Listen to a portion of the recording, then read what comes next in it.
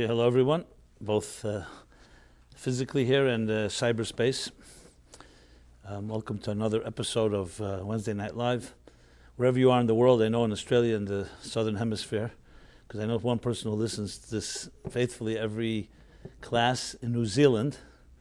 And New Zealand now is 12 o'clock noon on Thursday. It's probably a very warm afternoon because it's summer there. So just know that here in New York it's freezing cold, and so wherever you are today, we have this new technologies that bridge and transcend time and space. So you can be basking in the sun in one place, freezing in another place, and communicate and learn Torah together. So it's one of the miracles of modern times, that we're not bound by space and time as we once were.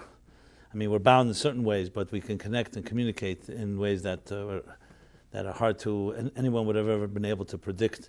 In the words of Yeshaya, the prophet, he says that about the future, about Messianic age, he says, it will be a time when lo yareu v'lo yashchisu v'chol ha'kodesh, there'll be no evil and no destruction in my entire holy mountain. Ki mola aretz deis Hashem, because the world will be filled with divine knowledge, kamayim layam chasim, like the waters that cover the sea.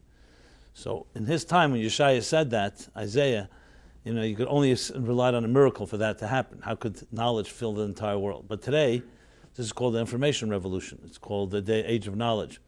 So you see sometimes things that are stated in the Torah, when in time, you suddenly realize some things, even though no one could have imagined how, it becomes a very real reality today, and that you cannot deny that technology allows us to transcend time and space, and you could indeed fill the world with divine knowledge as the waters cover the sea. Now, which means potentially I can be reaching 7 billion people here, but who knows, right? Who knows who's listening? So this class is dedicated, let me begin with dedication, in honor of Chaim, Sarah, Hillel, Isaac, and Simon Caputo. And the class is titled, Do You Hate Yourself? How our challenges shape our self-perception. Recently someone came to see me, and a person who's gone through some challenges in life, as in a premature death of a family member, God forbid, no one should ever know of this, and then other challenges, as often, when it rains it pours, and a difficult divorce, and parnasa related, meaning his income. So like almost every area of his life was falling apart. And he was also falling apart. And you can't judge anyone like that, because when people experience trauma, it brings out sometimes the best of some and brings out the worst in others. It's all right. Leave it be, because it's being recorded. It's all right. Let it be. And I was wondering, as I was speaking to him, why is it indeed that some people, when they experience challenges and difficulties, fall apart, and some get devastated to the point of sometimes no return, and others seem to be able to be more resilient and able to deal with challenges? It's a big question. Viktor Frankl dealt with it, first-hand knowledge, first-hand witness in the concentration camps, where he witnessed and he developed a whole psychological school of thought called logotherapy, a man in search of meaning, that where he witnessed, as a secular Jew, a secular psychologist, witnessed that the people who had belief and faith and basically meaning in life and purpose, in some way were able to make it through and endure more than their colleagues and friends that didn't have that type of sense of meaning. And he developed a whole, as I said, psychology of meaning. That meaning is the single most important drive, as opposed to, let's say, Freud's id, or sexuality, as opposed to Jung's spiritual archetypes, was the idea of meaning in life. And so clearly he was able to identify that when people have a certain type of deeper spiritual sense of purpose in life, even pain and difficulty doesn't destroy them completely. But it still requires and begs much more discussion, what shapes us, especially when it comes to ourselves. How do we deal with these type of things? You see some people, when they suffer, they get very angry and bitter.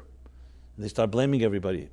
And let's even say a suffering that they were not at all party to. They're just they happen to be victims or we call survivors today of challenges, and yet they become far more bitter, far more accusatory, far more negative. And then there are people who suffer who become, frankly, far more refined. And I want to make it clear here, I'm not justifying, I'm not here, this is not a discussion on the reason for suffering, even if one can find one. You know, at the end of this week's chapter, actually Moses accuses God, even though it was Pharaoh and the Egyptians that were oppressing the Jews. But Moses points an accusing finger at God, and it's documented in the Torah. Lama hiraysu lam hazeh. He blames God, why are you doing evil to these people? He's not even saying, why are you allowing human beings to perpetrate evil and injustice? He blames God. So in the next week's chapter, Rashi explains that actually Moses doing so was not considered a virtue. But the truth is, at the end of the day, God rewards him for this accusation because he reveals to him God's name that he would not reveal to the patriarchs. So initially, Moses is criticized for challenging God when God says to Moses, the patriarchs, Abraham, Isaac, and Jacob never challenged me like this, and you come and challenge me? And then God proceeds and rewards him and says, yes, them I did not reveal my true name, I revealed myself for the name Kel Shaddai, and you I will reveal the true name Yud Kei Vav Kei, the Havai, the Tetragrammaton. So clearly, the fact that the Torah documents something like that for generations, if Moses did something inappropriate, then why do we need to hear about it? It happened. Many things the Torah does not document. There are millions and millions of details and episodes that the Torah doesn't discuss at all. Sometimes it alludes to. So why suddenly here? Because it's important to know that a person of faith does not mean you just lay back and just accept everything that goes on around you.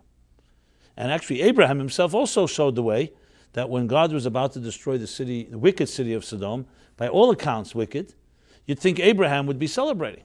Finally, the big question of the skeptic is, why the wicked prosper and the good suffer? Finally, the good are prospering and the wicked are suffering. So Abraham should have been delighted to hear that. And yet, as God anticipates, which is why he considered not revealing this to Abraham, Abraham challenges God similarly. He says, Hashefet kol haaretz lo yaseh mishpat, that the judge of the entire universe won't do justice, will be accused of not doing justice. Everybody knew Sodom was not exactly innocent. And goes through a whole debate with God, and God says, if you can find 50 righteous and finally one righteous person, I will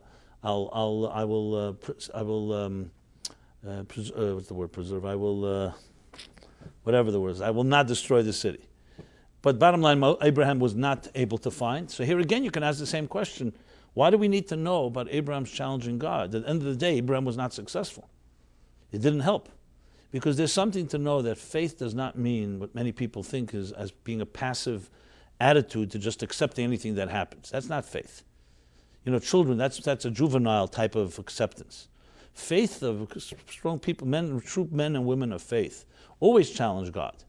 However, what defines faith?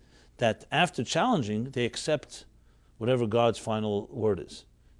That's the point. For example, the whole concept of prayer, one could argue, is chutzpah. Why do we make a Misha Berach at the reading of the Torah for someone that's ill? God forbid, in the hospital. And we pray, Yehi Ratzon, and we say Rifa'enu, all kinds of prayers for the healing of the sick. Why don't we just say, hey, God decided to decree that someone's going to be ill.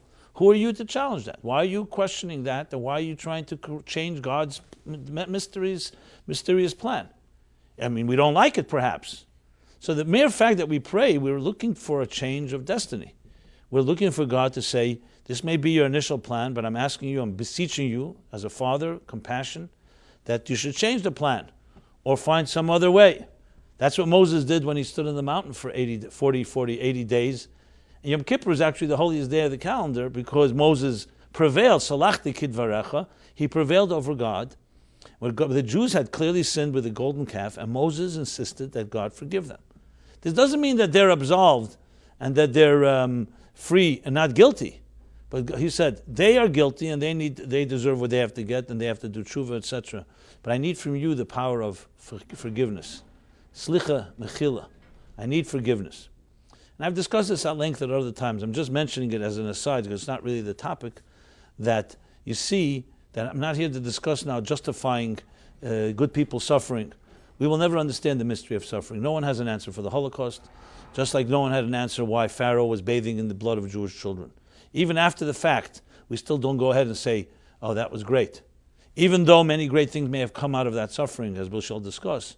But we don't go ahead and justify it, and we challenge in the right way with the right respect, But God is secure enough for a human being to be able to pray to God and say, I ask you to change the course of events. What true faith is, that after you ask and you do everything you can, and even challenging God, quote unquote, you still accept the final verdict. Like that famous and tragic story with Mrs. Waxman, if you remember, when they, unfortunately, in most cases, the Israeli army was able to free hostages, but there was, I forgot what his name was, he was captured by the Hamas. Was Nachshon? No. He was there, was captured, and the IDF, Tzahal, went and almost freed him, but they came a minute late and he was killed. As opposed to who was late recently, Shalit, and others. And the Israelis, if you remember then, the whole Israeli public and the whole Jewish community got together by the Kotel, by praying for freeing this hostage, this Israeli young soldier. And one of the Israeli journalists cynically asked Mrs. Waxman, who was a very pious and religious woman, she said, well, what happened to all your prayers? I mean, how someone can say that to a mother who just lost her child is another part of, I guess, abrasive Israeli culture. But that's another story.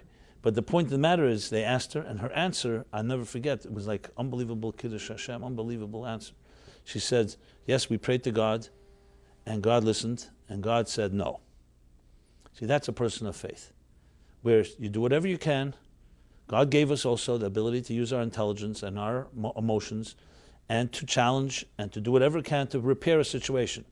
We're not fatalists, and we don't just say whatever happens, happens. It's not correct. We do whatever we can. Jacob prepared for war. He prayed to God. He prepared a bribe. That's what you do. And then, at the end of the day, of course, God runs the show, and he will decide. So the point is that challenging God, as Moses does, is a lesson to be learned. That's why the Torah documents it, because we need to know that as well. And Moses was not, even though he was initially admonished, but at the end of the day, it's a lesson in our lives, what prayer is, etc. But going back to the question, the initial question I was asking was, so why is it that some people, when they suffer, you see that they grow through it and they become stronger, and others become bitter and broken? Is this nurture, nature? Is this something that we're conditioned? Are some of us just born with better self-image than others? So of course a person with a low self-image, a low self-esteem, when something bad happens, immediately validates and confirms all your negative thoughts. Hey, you see, I deserve it. Which is often what people with very low self-esteem feel. When something negative happens, immediately confirms all their worst fears. And then there are people who are they wired differently, etc. Well, you could ask the question, rephrase the question perhaps in another way. Is anyone born? Are children born despondent? Are any children born with low self-esteem and others are born with better self-esteem? Is this a thing from birth? Obviously, when you think about it, the first usual suspect in any situation are our earliest influences, our parental influences. And then, of course, our schools and society. These are the three major influences in most of our lives, which is parental, schooling, which is education, and finally culture, our society, our social. You could say they're alluded to actually in Abraham's statement that God says to Abraham, Lech lecha ma'artzecha me'moladtecha me'beis avicha. So everyone asks the question, what are these three expressions? I mean, they're essentially redundant. They're not technically redundant, but Abraham lived in southeast, what is today southeast Iraq, and God is telling him, Lech lecha ma'artzecha, from your land, Maladtecha, your birthplace, and Beis Avicha, the home of your parents. So yes, technically those three could be separate, different areas. You could be born in one place, and your home of your parents could be in another place, and your land could be in the third place. But in this case, it happened to be all in the same place, where Abraham lived, or Kazdim. So why does God have to reiterate 3 times where you should leave from? And when it comes to the destination, he only says, El Eretz Asher Areka, the land that I will show you. Very vague. When you give someone directions, it's more important to emphasize the point of the destination than the point of departure. You know where you are. GPS needs to tell you where you're going, not where you are. You know where you are. I mean, I'm not talking about in the spiritual sense. In the physical sense, you are a certain place. You know your address. The question is, where do I go? North, west, north, south, east, west. How did Abraham even know which way to go? So one of the explanations given, that is more of a, I guess, a psychological or spiritual interpretation, personal one, and that is that God was telling Abraham the secret of all growth, and that is to leave 3 forms of subjectivity that we all have: the influences of your land, the influences of your home, and the influences of your birthplace. So we all have innate subjectivity, bias, avas atzmei. It's called avat chasal called over. Avas atzmei means self-love, and in general, when we are biased about ourselves, we have our own blind spots, and we don't judge ourselves like we judge others. Then we have Beis Avicha, which is the influences of home, the attitudes of parents, and finally the influences of a society. And all of us, from the day of Abraham until this day, are influenced by those things, to the point that if you really ask yourself a question, who am I? It's sometimes hard to really know. Are you a product of those 3 forces? Are you a product of your parents' upbringing and of society and all the peer pressure and the education and schooling and all those influences in our early impressionable years? Or are you an independent self? Now, everybody likes to think themselves independent. But when you think about it, we may go through motions in our lives, and appearances can be deceiving. You can appear very confident, secure, but you can still be haunted and driven by fear, driven by forces that continue to define and shape your decisions, the insecurities and other factors that have, in a sense, undermined your own sense of self. So clearly there's no question that a major factor when you're dealing with self-esteem goes back to our childhood. And I'm going to discuss that more at length. But getting back to a few more questions before we start the discussion here, the answer, so to speak, is this big question of self-esteem. And it really lies at the heart of so much of our lives because, as I mentioned, every decision you make, again, I'm not talking about superficial things, any important decision is completely driven by your own sense of self. Are you doing it to please someone else? Are you being honest with yourself? Do you value your reputation more than your own truth and your own voice? And though any healthy person knows that you need to have some measure of what we call in Torah, al tifresh min hatzibur, which means you are part of a community and there's no reason to rebel and deny and defy the community good, the good of the community. But we also know how often communities, especially unhealthy ones, can cause us to become conformists in a very unhealthy way, where we lose ourselves.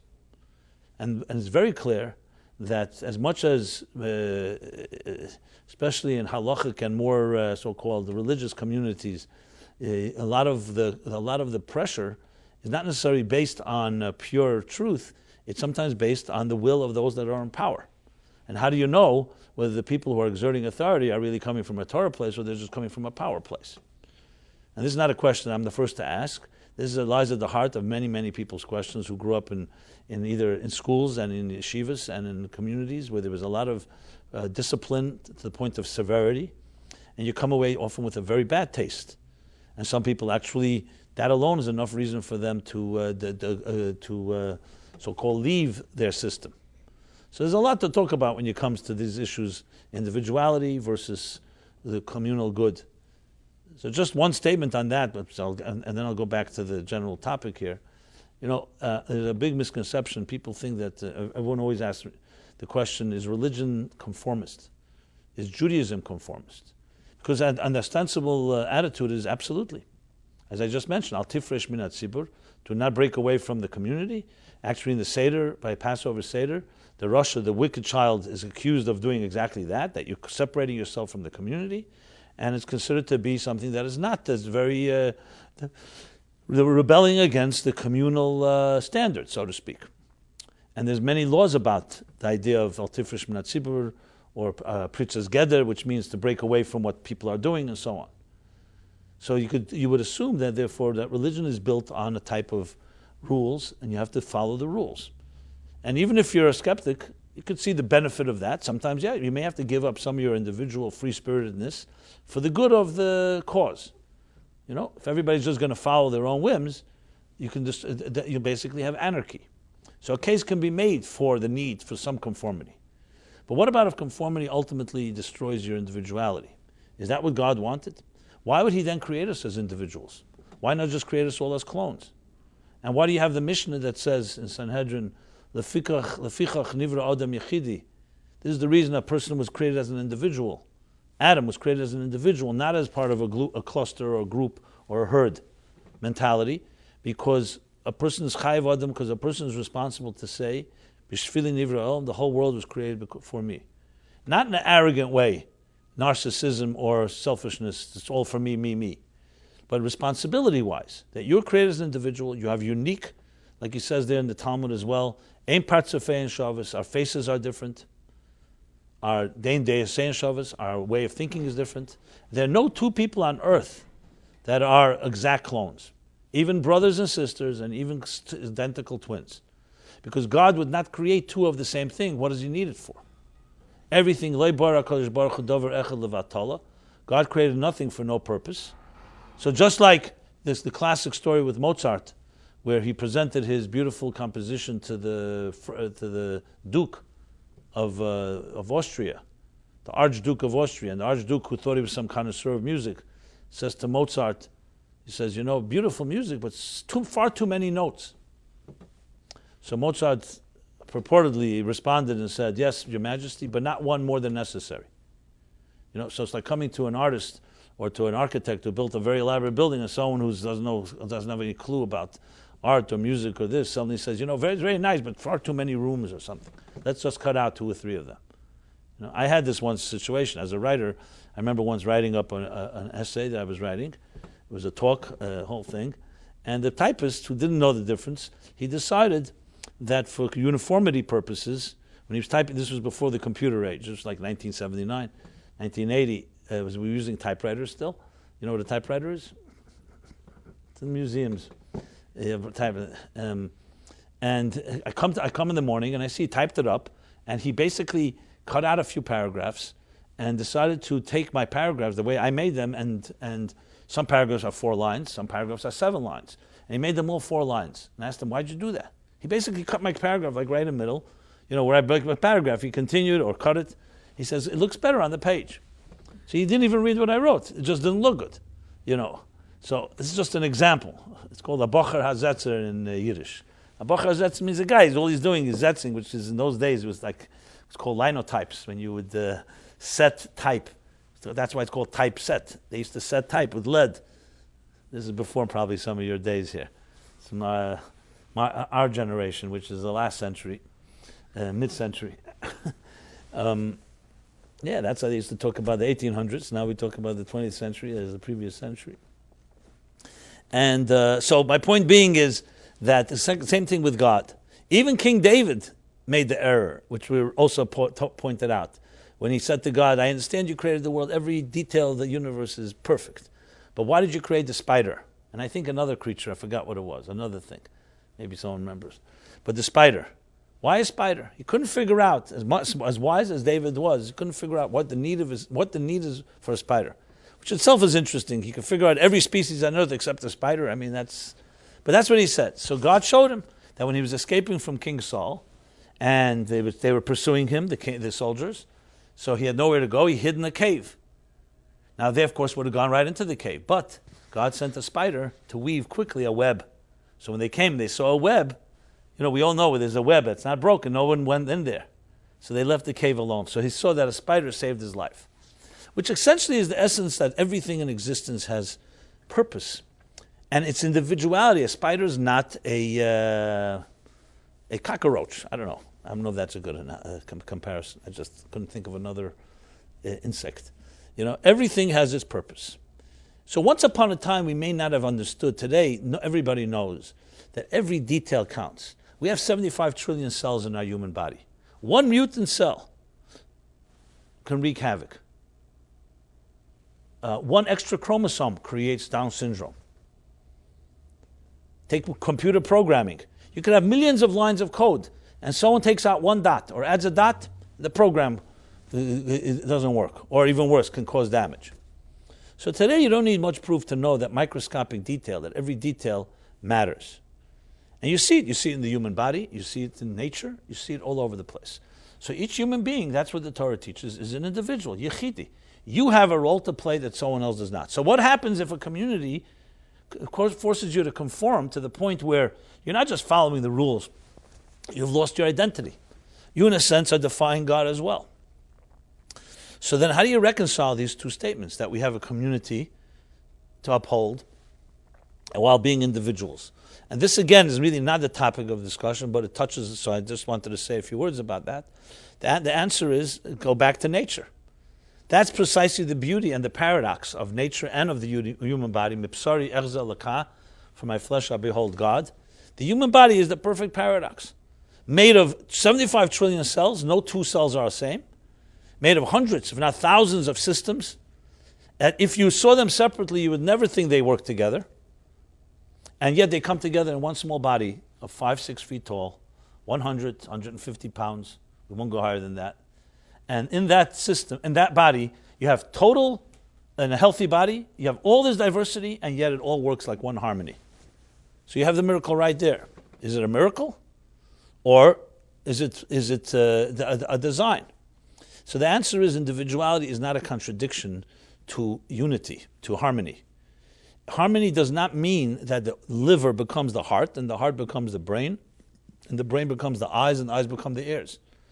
Harmony within diversity, what is called Tiferet in the language of Kabbalah and Hasidic language, Tiferes, is harmony within diversity. It's similar to a conductor who can take a whole orchestra of many different instruments and create one beautiful harmony out of it. And therefore, individuality and working together, coordination, is not a contradiction. Both extremes, destroying the individual, or individuals who are completely on their own, there's no coordination, no cooperation, and interconnectivity is the problem. So that's the dance, that's the challenge. Just to add one more thing, when God's at Mount Sinai, we're told, the Medrash asks a question. If you look at the 10 Commandments, and there were millions of Jews standing at Sinai, or whatever the number is, it was definitely over 1 million and more. And yet, the 10 Commandments are said in the singular. Now, in Hebrew, you may know that when you say in English you, I can say it to an individual, you can say you to a group. In Hebrew, you don't use the same word. Ata is you, atem is a group, or aten if it's female. So when you speak into a group, you use different words. You say, Anochi Hashem Elekeichem. I am your God, because I'm speaking to a group. Kabed es avichem. Leisignevu, it should have said. These are all the Hebrew versions of plural, speaking to a group. So the Medrash asks, why then does the 10 Commandments all stated in the singular? When we know that clearly that it was speaking not to one person. In other parts of the Torah, you can say, Ve'edabra Hashem al Moshe Lemer, God spoke to Moses, so it's in the singular. Even there, the same question, because he's telling him to repeat that whatever he hears to the Jewish people. But the 10 Commandments is very clear that, especially the first 2 commandments, were clearly said to everyone. And the Medrash answer is an unbelievable answer. The Medrash says, because everyone standing there heard only as the words meant them and no one else. They did not see themselves as a group. It was as if God was resonance. It's like music. When you hear music, you don't care whether there's another million people standing near you. This music is speaking to me. And the next person right near you and next to you will say, it spoke to me. And everybody felt it was God was speaking to them as an individual. Yochid, the individual in Jewish law, is sacred. A person is created as an individual. So then you could say, so what's the idea of a minyan, of a community, kehila, minyan? The answer is it's synergy. When you pray in a synagogue, you are praying to God, you're speaking to God alone. It's not a group speaking to God. However, there's synergy. When you are praying together with others, and they're all each are praying their unique prayers, and prayer has to be said quietly to you, to God, between you and Hashem and God, there's a synergy that adds to each individual. It's never to undermine the individuality, it's to enhance it. So the whole idea is that the yachid, the individual, is enhanced. When you when you have one person studying, it's powerful. But when you have 10, it's not that the one gets annihilated by the other 9. It's now the 10 adds a element of synergy. As we know, synergy is more than the sum of the parts. And synergy is only possible when you have many units that join together. Again, the harmony that comes through diversity. So the idea of an individual is critical. And as such, each of us has a unique role to play. So the idea that many of us become so-called conformists and we lose our voice is not only not necessarily, is actually defying God just as one defies following the communal rules. So with that said, let's go back to the self-esteem question. What are the factors, the forces that define your own level of inner self-confidence? And I'm not talking about the bravado or the macho projections that we show off with. Very often the people that project as being very self-confident can be the most fearful people, and they just developed a very sophisticated way of hiding that.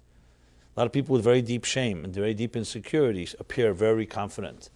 A lot of ambition is driven by fear, and so on. So appearances don't really tell the real story. So what are the real factors? So let's go back to the beginning, which is our birth. Is there such a thing as a child born with low self-esteem? And the answer unequivocally is no. The entire concept of not having confidence in yourself is a man-made creation that is shaped by and projected by human beings upon other human beings. You know why? Because every human being was created in the divine image. We are a piece of God in one way or another. However you interpret that philosophically. Tselem Elokim. And as such, just as the divine is utter value, so you have something that by your birthright is absolutely yours, indispensable. So if someone was truly in touch with that so-called DNA, that spiritual code that shapes them, why would they be afraid of anything in this world? Why would they have any lack of self-esteem? You have something that no one can take away from you because no one gave it to you. God, by creating you and sending your soul to this earth, made a declaration of a vote of confidence in you and in your soul that I'm sending you to this earth as my messenger to accomplish something that only you can accomplish. Imagine a person really, really knows that, not just intellectually, not just cerebrally, in their heart. Would there be anything that should faze you? No. So children are born with that inherent and innate sense of self-esteem. However, here's the big however. God made it a little more complicated. He gave children to be protected by mortals and human beings who may not have that self-esteem any longer, who may have their own insecurities and their own low self-confidence. And they project that and will shape the child in their image. So in a sense, if you want to really put it in very stark terms, parents often take a pure soul that has everything it needs, and instead of cultivating it and nurturing it and giving it more confidence and validating, so-called, its inner sense of self, undermine and destroy, I can't say destroy, but definitely wound that innate self-confidence. So essentially, that's really the story of life. A soul, by virtue of its nature, has everything it needs to deal with the challenges of life.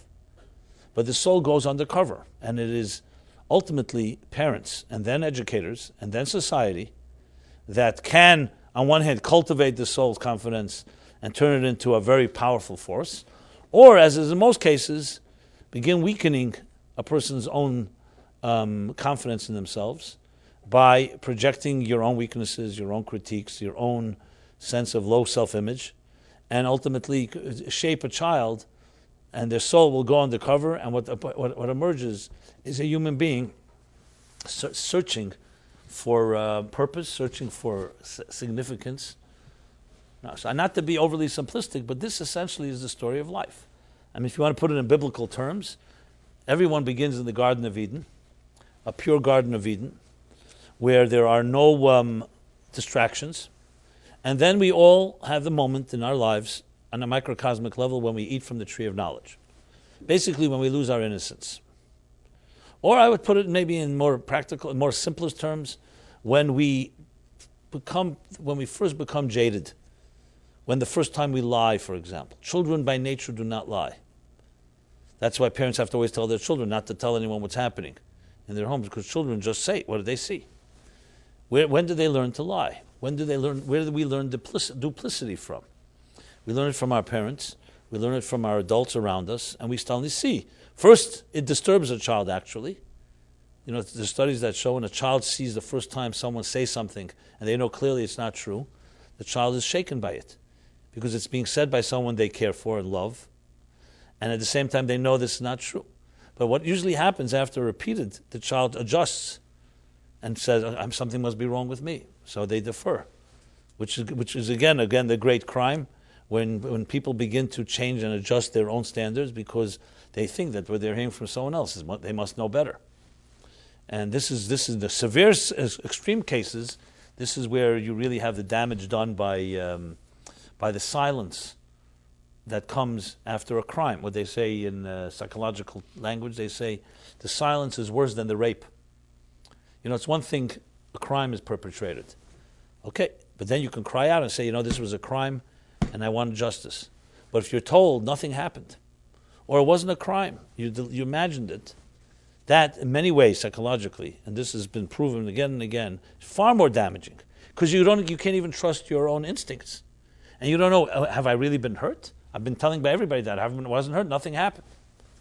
This is, as I said, one of the most devastating moments in a person's life, when a trauma is not allowed to be expressed. It's like, you can't cry. Only babies cry. As some unhealthy, dysfunctional parents can tell a child who wants to cry and deserves to cry. And there are people that learn from that the crying is not what you do. And then they begin to lie. And they begin to live a second life. No, how are things? Great, everything is great. You hear this line all the time. When things are really not great. And you learn to develop two personalities, one that's crying inside and gets buried deeper and deeper under layers and crusts of armor and all kinds of other stuff. You develop this whole new sophisticated defense mechanisms. No, I'm fine. Where do you see it most? In the dating process, when you have to deal with real relationships. Because then, it's one thing, you're walking around the streets, fine, you're cool. But when you have to deal with a vulnerable situation, you're suddenly looking for someone to marry. You're looking for a soulmate. And there you can't that's where you see all this comes out. People start testing each other, trust issues, commitment issues. The list goes on. Unfortunately, I don't have to elaborate on this part of the symptoms because this is something everybody is familiar with. But where does it all come from? You weren't born that way. That's the key. And it's one of the most tremendous and important lessons in Torah is to know you were not born what you see right now in the mirror with all the flaws and so on. That's not what you were born. You were not born that way. As a matter of fact, the Talmud puts it this way. In your mother's womb, you were taught the entire Torah. That's a pretty big statement if you think about it. The entire Torah. Which, rest assured, in your mother's womb, the way you were taught Torah is better than any yeshiva that you'll ever go to. And free tuition for that matter. No, you don't even have to pay for it. And after that, it's all downhill, as they say. You learn the entire Torah. And we'll get in a moment, what does that mean exactly?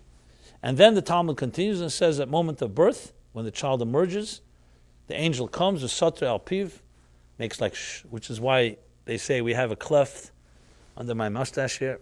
Somebody wants to demonstrate. A little cleft on our upper lip, above our upper lip. And that's like the shh. That's like engraved inside of our thing, that Meshakin, that the angel makes us forget the entire Torah.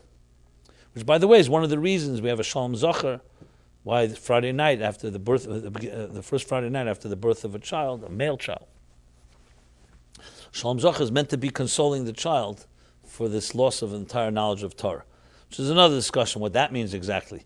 And what about a woman? Women also study Torah and are responsible for the Torah that's connected to their laws, etc. But that's, again, another discussion. But the big question is, why teach someone the entire Torah and make them forget? So the Baal HaTanya writes a beautiful answer in the Kutei Torah. He says that, no, we're not made to forget. Our consciousness forgets, but our unconscious never forgets. It's like downloaded into your hard drive. And when you're really learning properly later, you're just reviving and reconnecting. That's called resonance. Like sometimes you say, I know that truth somewhere. I heard it somewhere. I can't quite place it. So you're actually really being given empowered in those 9 months to have a sense of what is right and true. And then the way God wants the plan is that He conceals it. And now it's our effort and our study and our work is regaining. So in Jewish thought, it's not that you're reclaiming your heritage. You're not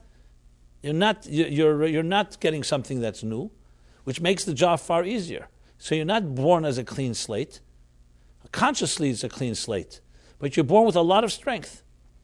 Some interpret the Gemara that says mashbiyanese, that a child before it's born, mashbiyanese, they make it take an oath, an oath that says what? Tihi tzaddik v'al tihi rasha. You should be a tzaddik and not a wicked person. So mashbiyan is sometimes interpreted from the word also mazbiyan, which means v'savota. You're also sated, you're also fed, you're nourished. So a Shavua is not just an oath, it's also empowerment. So we come into this world empowered. God will not ask us to do something we cannot accomplish. We're not only empowered, we're given a soul, as I said, created in the divine image. That's a tremendous thing. So we have an image. We have a so-called, the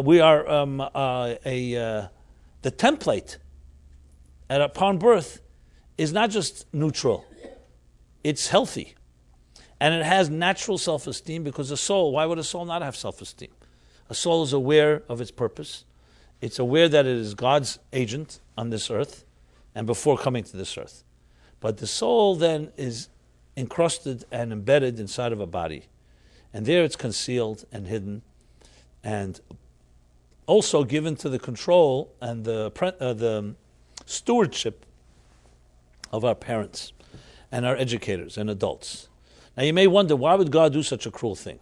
Why take such a pure soul that has everything it needs and dump it into, and give it to under the protection of mortal human beings? Because even the best parents are still not going to teach the Torah as an angel does inside the mother's womb. So even the best parents cannot do a perfect job. So why do that? And especially if the parents are not such great parents, which is unfortunately very often the case. Dysfunctional, even abusive, absentee, the whole list. So this gets into the purpose of existence itself, why God put us in this world. The answer is because the soul in heaven doesn't have any challenges. It's the challenges in this world that can bring the best out of us. And it's a vote of confidence, actually. And God is saying, I am entrusting my world and my children to you. It's essentially what God says to new parents. And actually not even new parents, their entire life. These are not your souls, these are not your children, these are my children. But I'm entrusting them to you. We're partners. Father, mother, and God. 3 partners. And I'm entrusting my soul into a body that you gave birth to for you to protect, nurture, cultivate, and help discover, not only not undermine, but help validate and confirm its natural birthright, which is the self-esteem that every human being has by nature. That's essentially what God is saying to a parent. Now think of it this way. Imagine every parent was aware of this. And God came personally to you as a parent and said, listen, you're going to be giving birth to a child in a few months. And I'm going to tell you, this is my soul I'm giving to you to entrust. Well, this is exactly what the Torah tells us God says, except God gives us free will. So you don't hear the voice so loudly. But if you pay attention, that's exactly what it is. It's a gift. Anyone that's a parent knows that a child is a gift. It's a miracle. There's no way that human beings could create a life like that. We forget pretty quickly and we take it for granted. But the moment of birth, you show me a parent, I don't care what they call themselves, atheists, agnostic, believers, non-believers, there's no one that saw the miracle of birth, especially in the early stages, that can believe their eyes. That's suddenly out of what? Where did this thing come from, this child? So it's a gift from God, and God is saying, I'm entrusting you, but I also give you free will. You can take it and mess it up. And that's the risk. You can say God is a great risk taker, a gambler, who took a risk by creating a universe, an agnostic universe, a universe where we can easily choose to ignore these gifts and blessings and believe, hey, you know what, I'm in control, or I own, and so on. Or you can be wise and understand with humility why you're here, and that everything given to you is a blessing and a gift. And even if you do your effort, yes, you can get credit for your effort, but as they say in the Talmud, has a beautiful expression, Tivusa l'shakya, chamra l'mara, tivusa l'shakya. The wine belongs to the owner, but you say thank you to the waiter. So we're waiters, but the wine is not ours. Life is not ours. The earth is not ours. Existence is not ours. We are waiters. We're agents that either protect and cherish and help cultivate and actualize the great potential of life, or God forbid the opposite. That's our choice. So in essence, every one of us has born natural self-esteem. Think of the tragedy, the crime of parents and community and education that not only doesn't cultivate it, but actually undermines it. Now, to truth be told, not every parent knows they're doing that. They're just succumbing to their own whims or their own resorting to their own weak skills, and it becomes a vicious cycle. Look, if indeed Adam and Eve were the first human beings, and they had all the self-esteem in the world, the question is, where did it go wrong? So the Torah says, when they ate from the tree of knowledge and they became absorbed with themselves, instead of with their higher purpose and calling, that's where it started falling. Everything, the fall of man, as they say. And that from there became the dysfunctional parent. After that, parents began to project their own stuff onto their children. And here we are, thousands of years later. But not all is lost, because once we're aware of this, we can do something about it. So you may wonder, where is all this into in this week's chapter?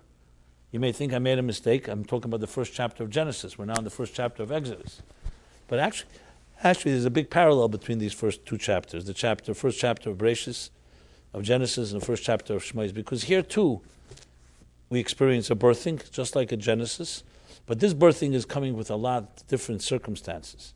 If the Genesis, which is Chumash Bereshis, is the beginning of the human story in the context of a pure paradise, Gan Eden, Garden of Eden, and how human beings lose touch with their identities.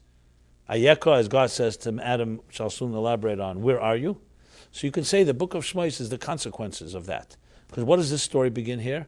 How human beings, this is the first documented, you can say documented discrimination of one nation enslaving another. So all of history where human beings have subjugated others, this is probably I would say definitely the first documented episode of an entire nation institutionally discriminating and enslaving another nation. Unfortunately, it happened many times afterwards. So there's great lessons that can be learned from this episode. What do we have? The story begins. The Egyptians, after Joseph dies, suddenly forget conveniently everything that happened. And Vayokom el Chodesh, there's a new leader in town. Two opinions, whether he was a new leader or he decided to become new and forget the favors that Joseph and his brothers and the Jewish people did for him. But either way, he feels threatened by these Jews, these foreigners. Literally the story of all anti-Semitism. You could read this, it sounds like Hitler's Mein Kampf. He became threatened by the Jews' proliferation, that soon they'll take over and they'll control it all.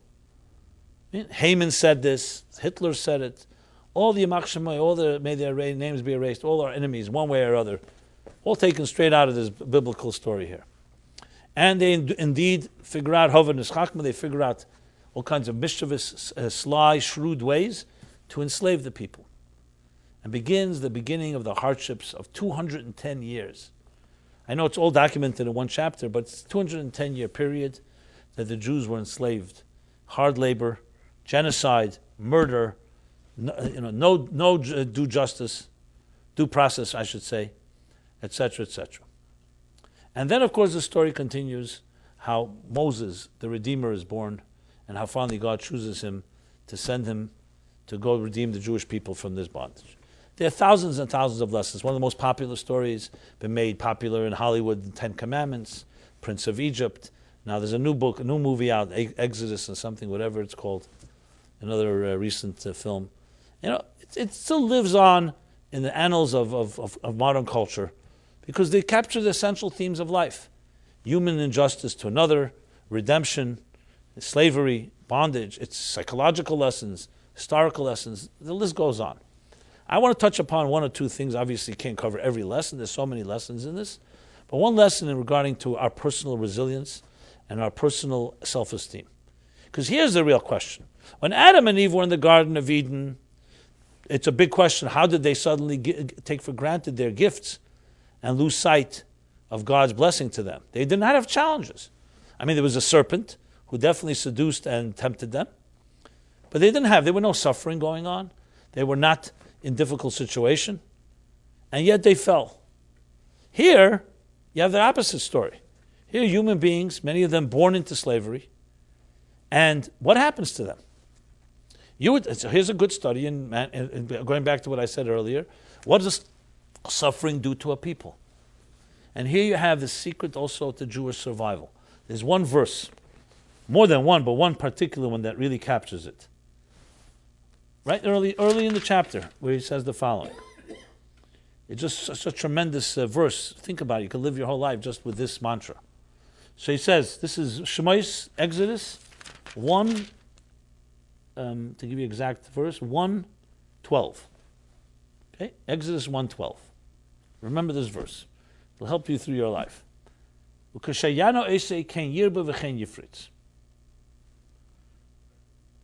it's talking about their affliction.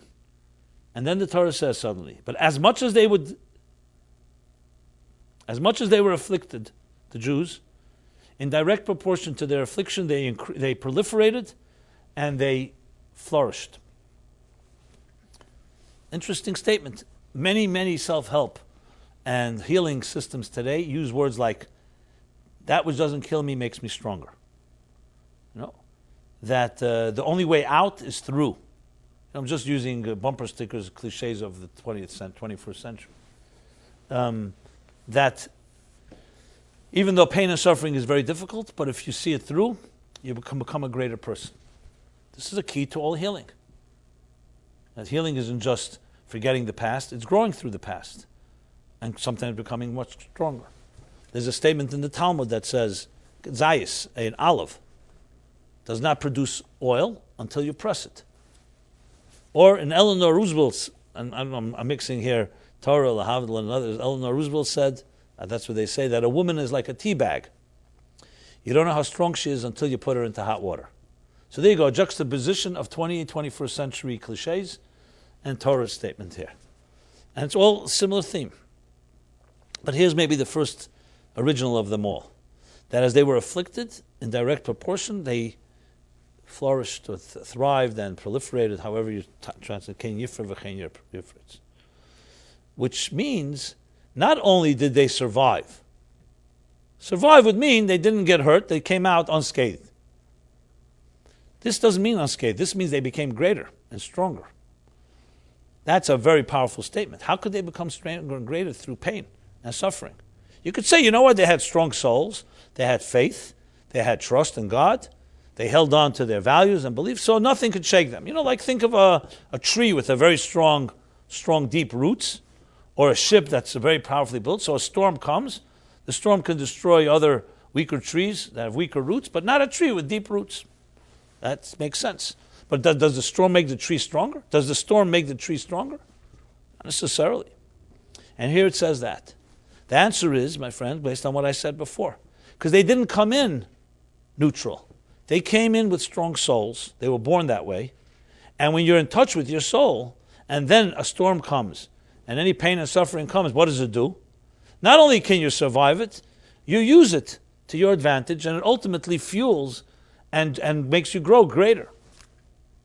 You see this sometimes in science fiction, superhero comic books or so on, these type of superheroes that are able to absorb someone's energy and make them stronger.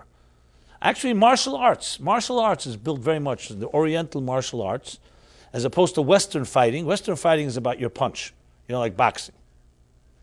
Your stronger punch, stronger firepower. But then there's a whole other theory in fighting. You let the other person feed your energy, where you really learn to maneuver and use their strength against themselves.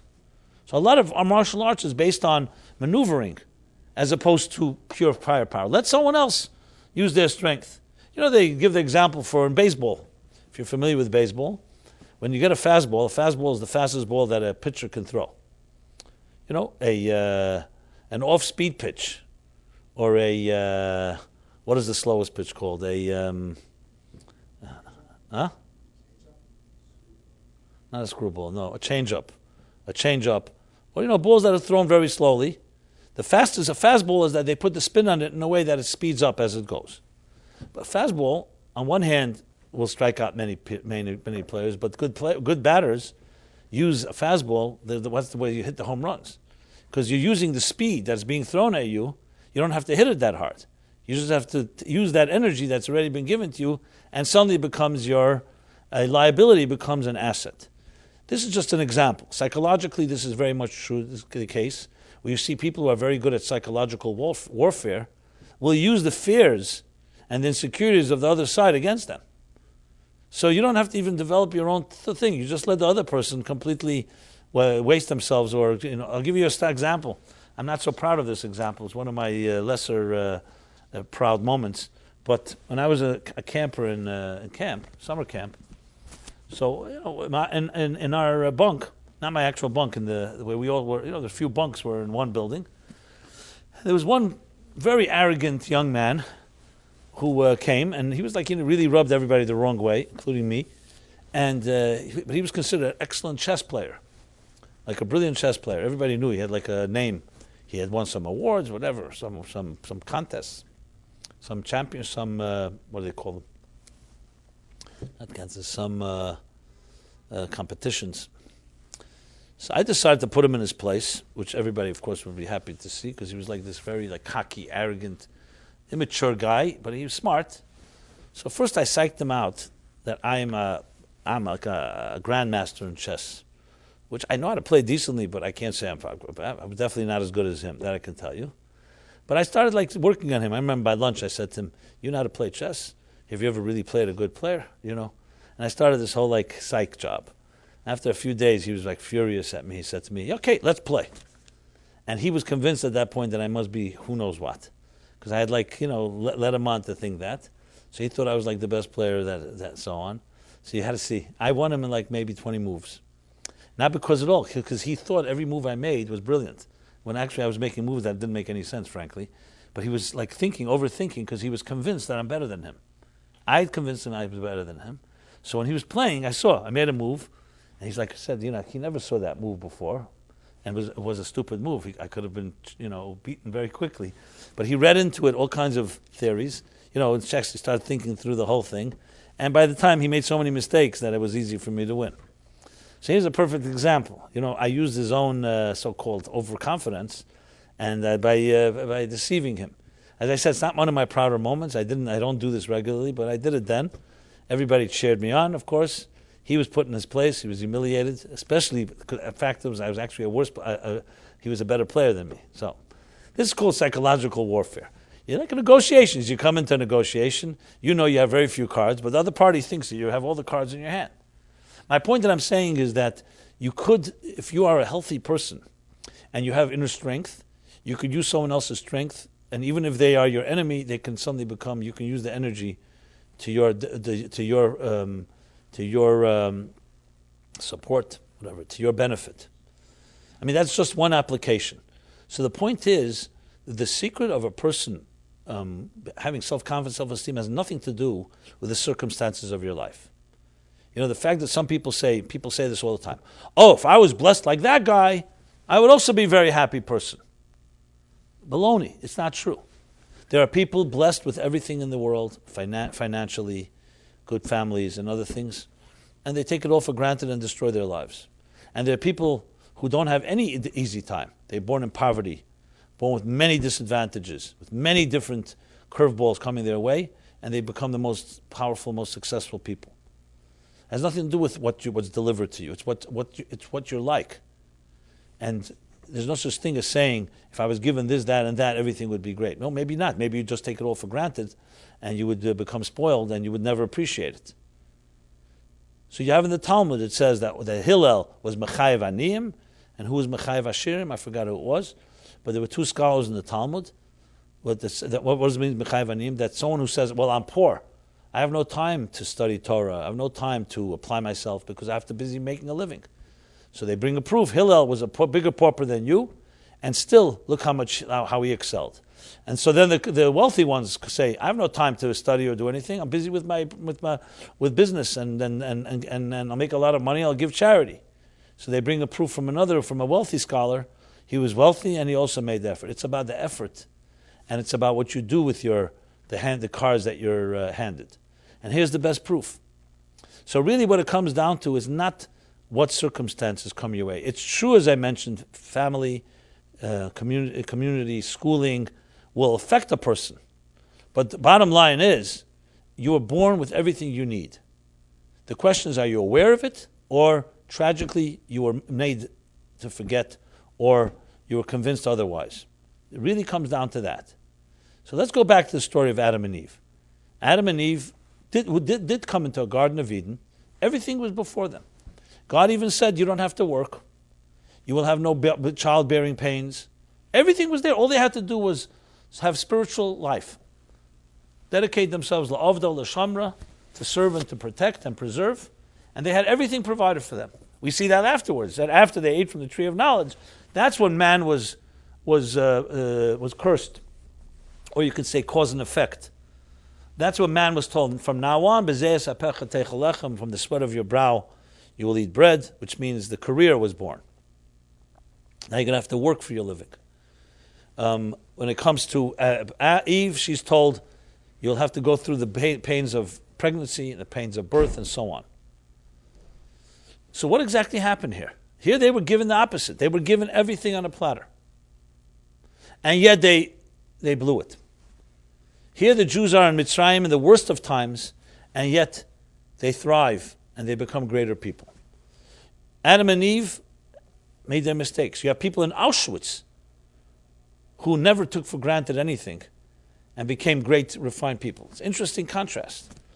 Here, as a study, someone will say, listen, put me in a Garden of Eden, in a paradise, and I don't have to work, and I don't have to do anything. There are no pains involved with my life, no challenges. All I have to do is serve God, pray, study, grow spiritually. What do you think will happen to most of us if we were given that Garden of Eden?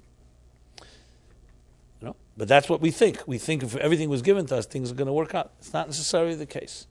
On the other hand, you can be born in hell, which is Egypt, and still come out thriving. So what is the difference? What's going on? So when Adam and Eve ate from the tree of knowledge, we're told what happened was that they took for granted their own gifts. And they began to, instead of being God-conscious, they became self-conscious. You know? That means eating from the tree of knowledge, of good and evil. They tempted themselves. And as a result, once they did that, they lost their innocence, and they were essentially expelled from the Garden of Eden. They no longer could survive there. But then there's the interesting story, and that really captures it. God comes into the Garden of Eden, the Torah says, and he looks for Adam, and Adam is hiding from God because he's ashamed of what he did.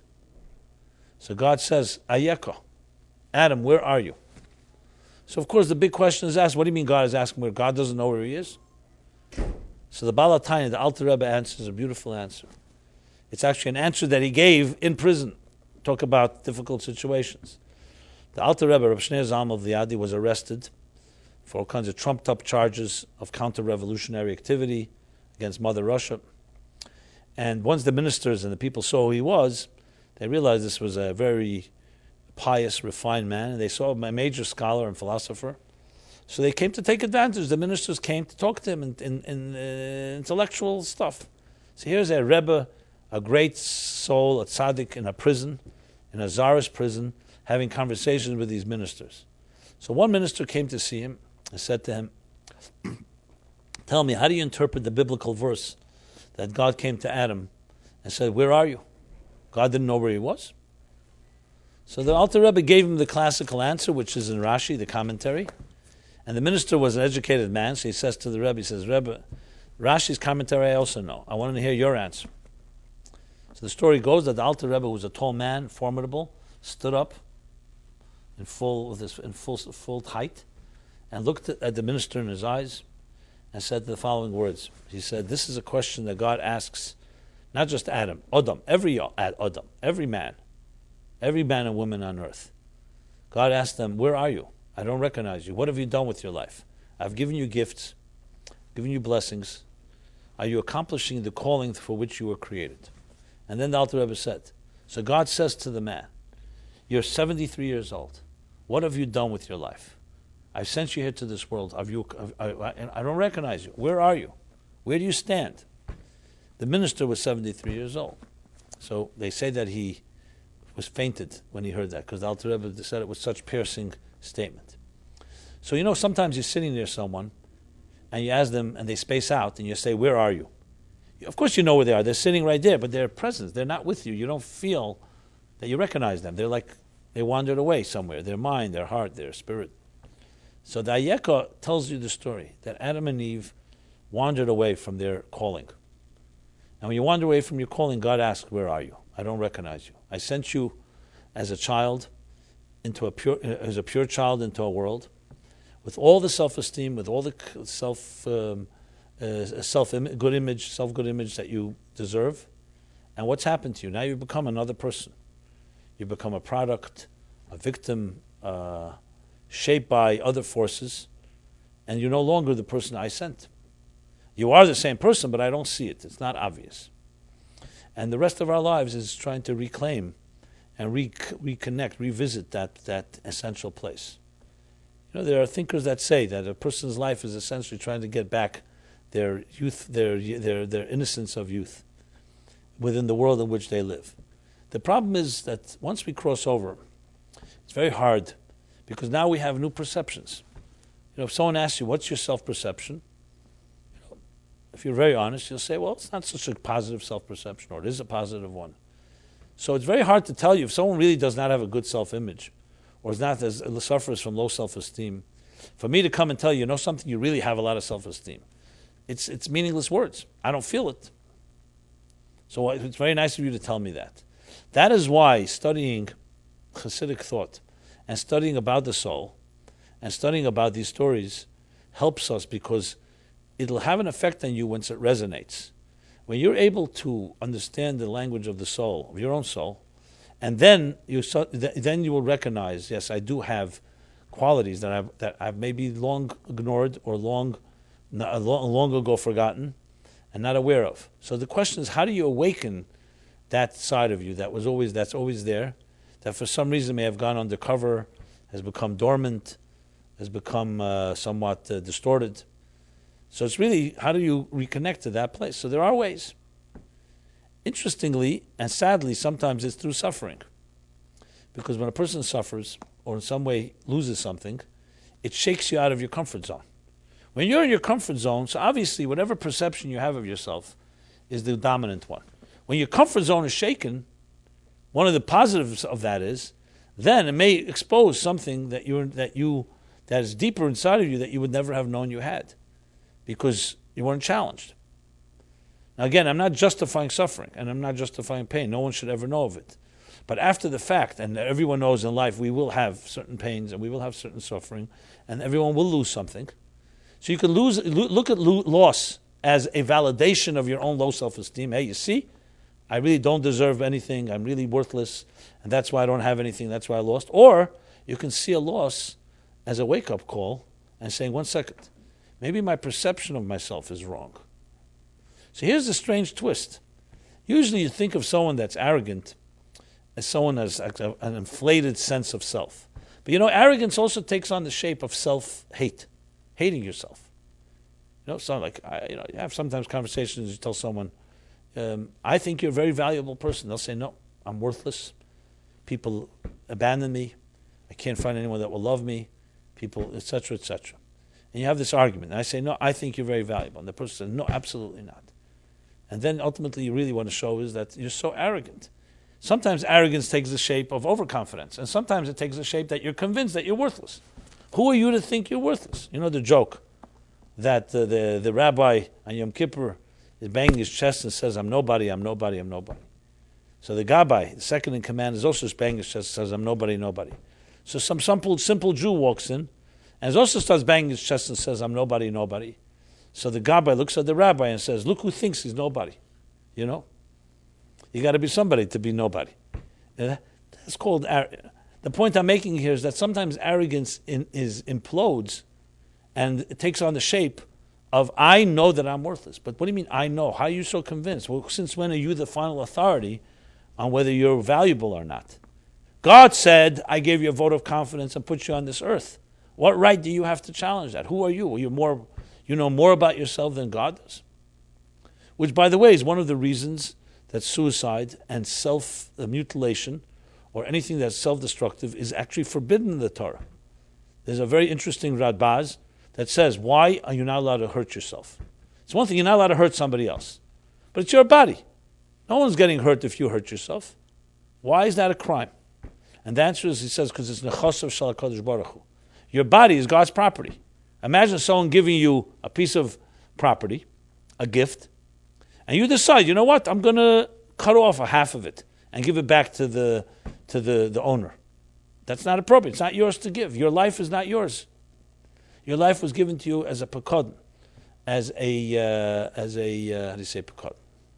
How do you say pakod? As a something to watch over. Is there a word for pakod in English? I'm talking to the Baki Bashaz back there. Not Baki in English, I understand. Pakod. Pakod means when you give something to watch someone, it's not yours. You're not giving him as a gift. You're giving to him as it's not on loan, there's a word for it. Collateral, maybe. Sometimes it's collateral. But point being is that it's given for us to protect, not suddenly that it becomes ours. Life is not that way. Your body's not that way. Your soul is not that way. So when the Torah says, protect your health, it's not just for you to be healthy, because God gave you life. You're cherishing the sanctity of God's life, not just your own. Which is also an interesting take on it all. So the bottom line is this. Self-esteem is rooted in the soul, which is in turn rooted in the divine. And that's the real root of it all. Parents and educators and those that affect us can either confirm and validate it, nurture it, and if they nurture it, then the self-esteem comes alive, or through their own projections and their own weaknesses and their own insecurities can help undermine it. And then what happens is your self-esteem, like your soul, goes undercover, and the rest of your life you're busy working on those tools, the distorted tools that you have now developed as a result of those that have shaped you. I know, it sounds pretty sad. But the good news is that it's never too late. There's no such thing as you losing your soul. You never lose your soul. The question is it like a pilot flame that remains very quiet but burning? Or is it being fanned into your consciousness? So it's a matter of getting our conscious selves connecting to our unconscious souls in that situation. So that's a way of learning how to reconnect. Now, here's the interesting thing. There's a concept in Kabbalah that says, Shvirat HaKelim, that sometimes the containers have to be shattered before they're repaired. Now, if your life is going very well and everything is connected, great. But sometimes as a result of the wounds that we've endured, and let's say the insecurities that have been projected on us, that will have an effect on us. And then we begin living our adult lives with the distortions of the things that impressed us and shaped us when we were younger. So how do you redeem yourself? Interestingly, one of the ways is through the cracks in our lives. When you recognize that those projected negative self-image is affecting you, and it hurts you, to the point maybe even it causes a loss, it even causes a break of a relationship, the healthy person, Kashayana, as he's afflicted, will grow through it and realize, something, it's not confirming that I'm worthless, it's waking me up to a reality that I would never be able to wake up to had the crack didn't happen, because the cracks, as Leonard Cohen sings, is what lets the light come through. If you see this very often, they say functional addicts are far worse than dysfunctional ones. Functional addict means someone who's addicted to gambling, to sex, to drugs, to alcohol, whatever, but they've learned how to function. They hold a job, they can even masquerade whatever they're doing, everything seems fine. Why is that worse? Because that person is in complete denial and has created a false reality. Whereas a dysfunctional addict at least knows that my life is falling apart. So I'm not wishing upon anyone in life falling apart, but sometimes the only thing that shakes you out of a dysfunctional and insecure and fears in your life is something shaking you up that opens up a new opportunity. And here's where you have the two options.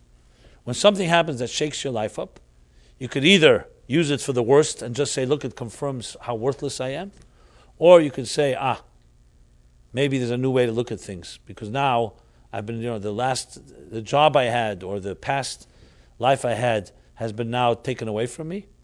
Now maybe I can find a new way to look at things. And that's where you have the second chance.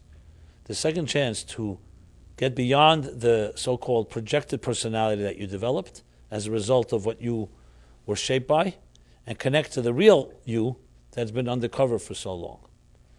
Any really good therapy and any real good healing, it does not bring you anything. You know, they say healers don't heal you. They get the obstacles out of the way that you can heal yourself. The healing power of the body, every doctor will tell you, is not a medical feat. It's the body has natural healing properties and powers. However, an infection or a weakened state or some other forces that may not allow that healing power to take hold.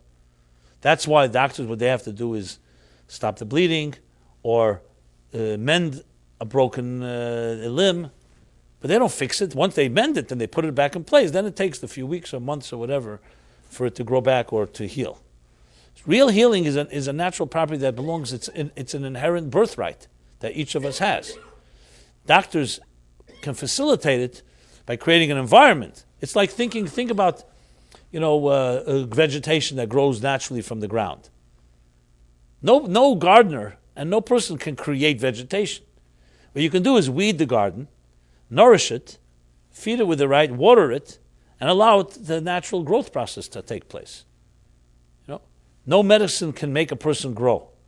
When a fetus, when conception takes place, and a cell suddenly begins to multiply, this is a natural process. However, if there's a bacteria or an infection or something, you have to get rid of that to allow the natural growth to continue. And our growth through our years is very natural. No one can make you a 3-year-old into a 10-year-old with any technology in the world. And I hope they'll never develop such a technology, frankly. Because this is a process.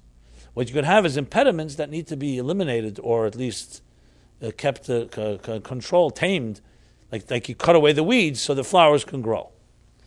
The same is when you're conveying truth to people. No one can give you truth. Truth is you own truth. When I say you, I don't mean you. We all own truth. No one owns it. What you can do is help someone can help you get rid of the falsities and the deceptions and the lies in order to expose the truth that will emerge. So like an education, what's really a good education? It's not training you to do something, it's untraining you from bad methods and bad techniques, so then your natural mind can work properly or your natural heart can feel properly. Love is not taught. Everyone has love in their heart. Children have it naturally. What happens is love gets distorted because what we observe, how other people around us love, our parents and so on, so that says, oh, that's what love is? So that teaches you a love that may not really be a healthy form of love. So you have to learn how to unlearn that and re-access the unnatural love that comes within you. When the Jews were in Egypt, they were challenged in this way. And that's what happened. Their affliction brought out the best in them. It doesn't mean it was easy. It doesn't mean there weren't casualties. There was plenty of problems.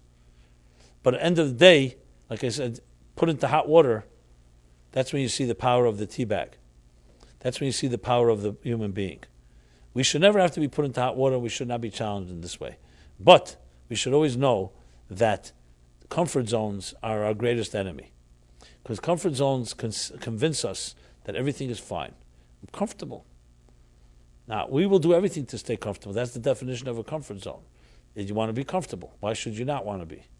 That's why sometimes it's a gift when someone pushes you out of your comfort zone. It should always be done in a healthy way. We shouldn't be disrupted in a rude awakening way, which is through pain or suffering. It could be done through good friends that know how to kick you in the pants in a loving way. But it's the challenges that will bring the best out of a human being, always. And that's ultimately why God did send us down to this earth, is the challenges of this agnostic world, of this hostile world, that conceals everything that's true. Conceals. Doesn't mean it's not there, it just means it's buried. And and the challenge is, can you overcome it? One of the most beautiful concepts in Kabbalistic Hasidic thought is, and it's really Jewish thought, Torah thought, is that you come to this world, it's called Alma de Shikra. It's called a world that lies, a deceptive, lying world, a duplicitous world. And your mission is to not buy into the lie, to discover the inner truth that is embedded in existence. And that inner truth is Emesh Hashem, like the truth of the divine, the truth of the energy that makes everything tick. But we will be seduced and we will be tempted and we'll be distracted by everything. Materialism's hold and its tentacles are so powerful that even when you know everything I just said and you believe it, you believe there's a hand inside the glove's power and control over us is so intense that even when you know it, emotionally you're tempted by it. So imagine how insane that can be, how powerful that is. You can know that the deepest truths are far greater than anything materialistic, and yet materialism tempts us all the time. All the time. You wake up in the morning, your body tells you you're hungry. Your soul, you have to start working on.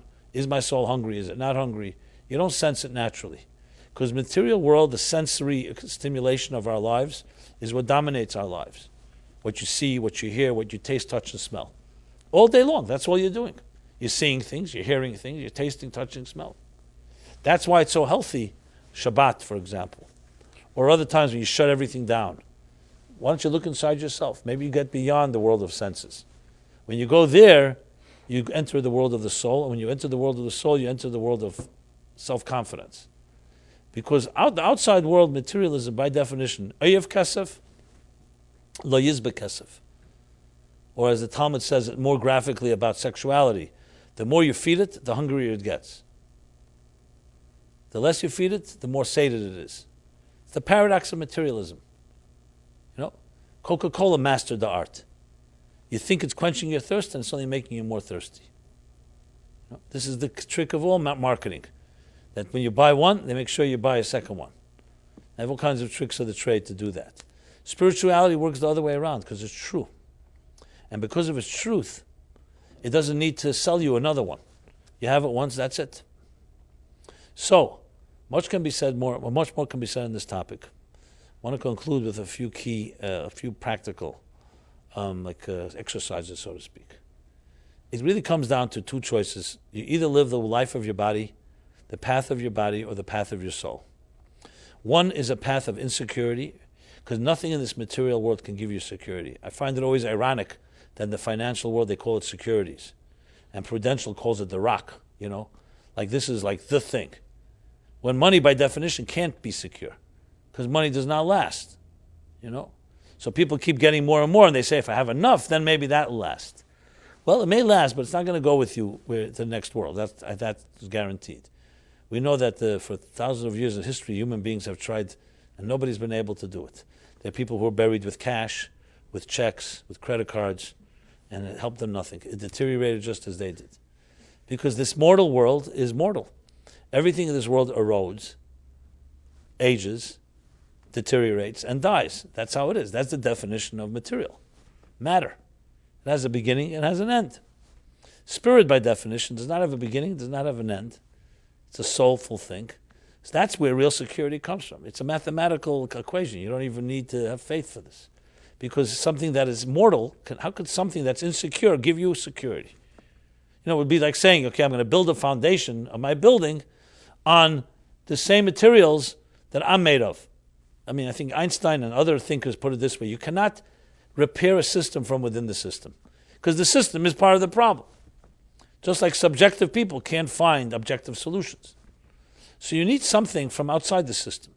In the words of Torah, it means connect to something that's beyond mortal, the immortal. You connect to something that is divine, eternal, immortal, spiritual, soulful, and you have yourself something to hold on to.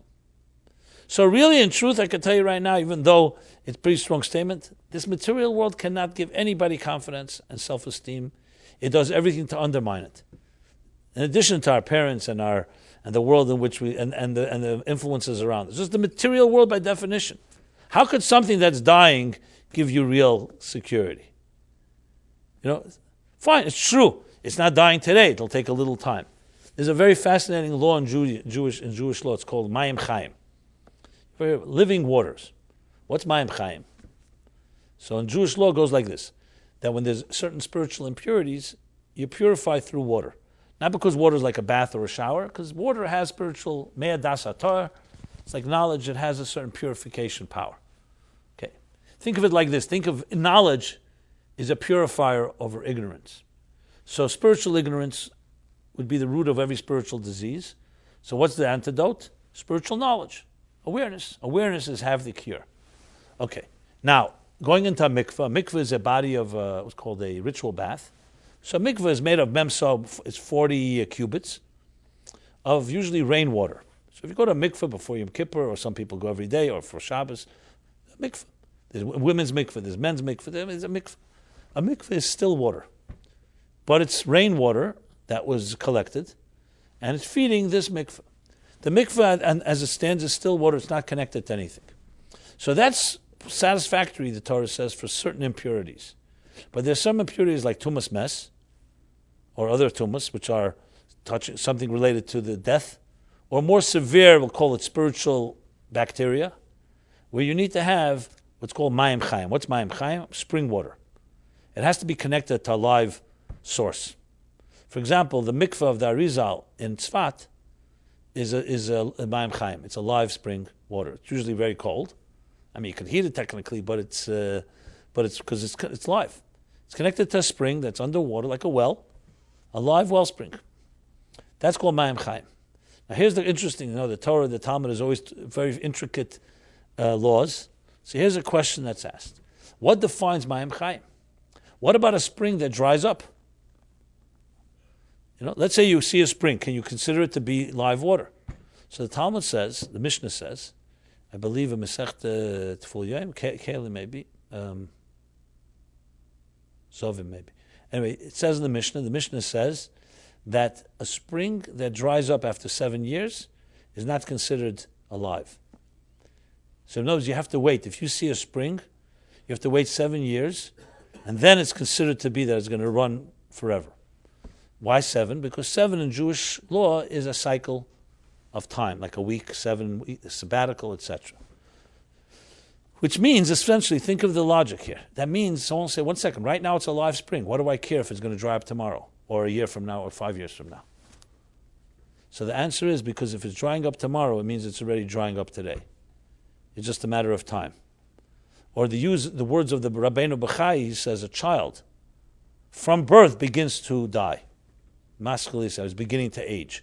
Now, of course, a newborn child or even a 10-year-old child, you're not going to see any aging. You're only seeing them blossoming. But let's be honest, you can't be 100 if you didn't wear 10. Right? So the aging process begins as soon as you're born, because that's the nature of it, except it's not recognizable. The wrinkles and the other effects of age, which we won't go into graphic detail for those that are young in this room, are not visible. But that you can't say they're not happening. There would be no wrinkles if you didn't start wrinkling your face when you were 10 or 15 or 20. So then we hit our peak, and then we start seeing the effects of aging, the effects. But aging, by definition, is accumulative. So the interesting thing is that Judaism doesn't measure things by what you see, but measures things by what will result from it. Ezu chacham harayas haneld. Who's the wise person? The one who sees what the fruits of what comes. If someone says, everything is great, and someone who's wiser says, really? I see something that tomorrow is going to bring destruction. That's the wise person. And same thing the opposite. Someone says things are terrible, and someone else says, terrible? Not really. Let's see it through. Gam zula teva. And you suddenly realize the many things that had you know then what you know now, you would not have been so down. But that's life, as Kierkegaard puts it. We can only understand our life backwards, but we have to live our life frontwards. That's how it is. So in the context of the discussion here, materialism by definition is always aging, even though you may not see it. It's a matter of time. Therefore, if you really think about it, how could it really be giving you security? And unconsciously, I think everybody knows it. That's why we are full of fear. To conclude with the story with the previous Lubavitcher Rebbe, which always, in my mind, captures this so well, when the gun was pointed to his head by the Soviets, the Bolsheviks, by the Jewish communists, who were the worst anti-Semites. And they said to him in Yiddish, this gun has changed many people's mind. They were trying to get him to cooperate. And he answered, unbelievable answer. He looked at the guy in his eyes and said, this toy, tzatzke, that's what he called it. This tzatzke could frighten someone that has one world and many gods, but not someone who has one God and many worlds. That's the story. It's like investments, diversification. You have one world, the material world, so of course a gun is going to frighten you, because it's all over after that. And the Rebbe was saying basically, not that he was embracing death, but you can't frighten someone that has many worlds, because you take away my world here, I have another world, and there's another spiritual world, and my soul goes on, and I have one God, and that cannot frighten me. So in other words, it's really understanding where real security comes from. Now, no one should ever have to rely on such a test, but sometimes that's where you see it. Under the gun, literally, no pun intended, that's when you see so we don't have to wait for these challenging moments. We have to look at things very soberly at the world around us and recognize and realize self-esteem is the domain of the soul, because it's connected to a source that is forever. The material world and materialism and the body can never give you such security. It can make your life comfortable, and you could have momentary pleasures, and you could have even long-term, but it's not permanent. So someone will say, you know what, I don't care if it's not permanent, at least temporary, I feel good. Okay, fine, that's your business. But if you want to put away things, that's fine when things are going fine. When things are not going fine, suddenly this temporary becomes not something that's very valuable, and then the only thing that works is the permanent. Because we live in a world where we can get away with the candies and the distractions. I'm not suggesting we can't. But what does the wise person do? Always knows there's an underlying foundation. So what I'm here to tell you is that you have all the self-esteem you need, whether you know it or not. It's just a question of whether you can access it. And accessing it is by being more soulful. Simply doing things that are not materialistic. And that is, whether it's a Shabbat, where you focus on the soul, whether it's studying, whether it's going to a class, whether it's being charitable and giving instead of taking. Taking is a very materialistic thing. Giving is a very spiritual thing. You know, secure people like to give. Insecure people are busy taking, because they're always looking to hoard, to find security blankets. They're looking for another teddy bear to nurture themselves. Very secure people, by all means, I have much to give. They don't feel lessened by giving. A weak person feels lessened. If I give you, I'll have less. But that's the rule of the material world. The rule of the spiritual world is ner madlik min ner. A flame lights another flame. It doesn't get weaker, it gets stronger. Because now there are more flames in the world. More light. And flames join together. So, maybe this is an epiphany that you discovered tonight, that you have all the self-esteem. Don't get arrogant about it, obviously. But you have all the tools you need. You have to find people that support that. People who believe in you. The worst thing is to have friends, quote unquote, or colleagues that always telling you that you can't do this, you can't do that. Another reminder that how weak you are or how delusional you are. You need people who are friends who support, who will tell you, you know what, dream, because it's great to dream. You know, dare yourself to do something greater. Challenge yourself. Go out of your comfort zone. Do something beyond what you've done till now. That's the people you want around in your life. And people, we tend to be able to, we can give each other such strength. And when you get more of it, you become more and more, confidence breeds confidence. And insecurity breeds insecurity. I want to end on the other note. Confidence breeds confidence. We should end the same on the positive side.